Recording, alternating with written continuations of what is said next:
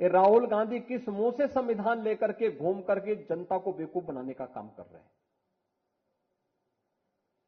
किसी भी संविधान की आत्मा उसका प्रियम्बल होता है, प्रस्तावना होती है। और याद रखना, बाबा साहब भीमराव अंबेडकर ने 26 नवंबर 1949 को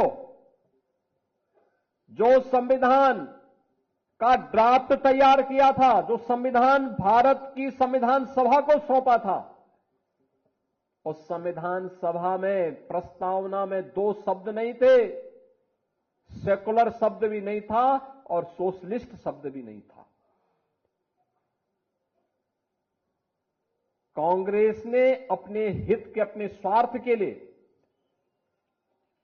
जब इस देश के अंदर इमरजेंसी लागू की गई थी, आपातकाल के दौरान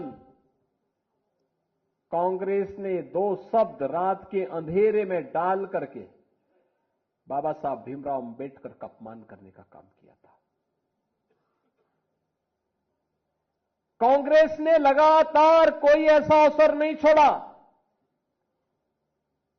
जो भारत के संविधान के गले को घोंटने के समान थे।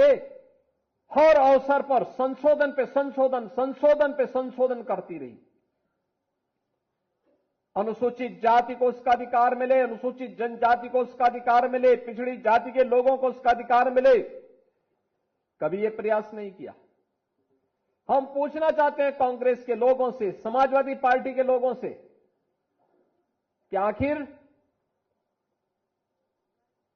अलीगढ़ मुस्लिम विश्वविद्यालय में या जामिया मिलिया विश्वविद्यालय में अनुसूचित जाति, जनजाति या पिछड़ी जाति के नौजवानों को प्रवेश में भी और नौकरी में भी क्यों आरक्षण नहीं है? क्यों नहीं इन्होंने इसके लिए वहां प्रावधान किया? जो भारत के पैसे से चलने वाला हो, और उस संस्थान में अनुसूचित जाति, जनजाति और पिछड़ी जाति के नौजवानों के लिए भी प्रवेश में भी और नौकरी में भी आरक्षण की व्यवस्था होनी चाहिए। लेकिन वहां पर नहीं है, वहां पर नहीं बोलते ये लोग, मौन हो जाते हैं। और यही कारण था बाबा साहब भीमराव अंबेडकर ने जब पहली संयुक्त सरकार बनी थी, और संयुक्त सरकार बनने के बाद जब उसके उपरांत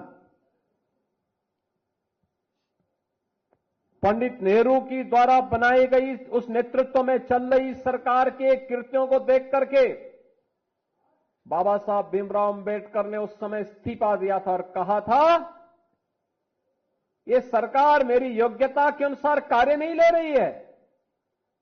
मैं पहला भारतीय हूं जिसने अर्थशास्त्र में पीएचडी की है, शोध किया है, भारत के निर्माण में योगदान देना चाहता हूं, लेकिन मेरी कोई उपयोगिता नहीं करते।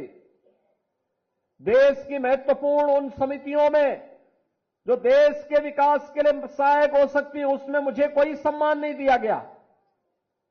मेरे अनुसूचित जाति, जनजाति के लोगों के हितों के लिए, वंचितों के हितों के लिए इस सरकार के एजेंडे में कुछ भी नहीं है।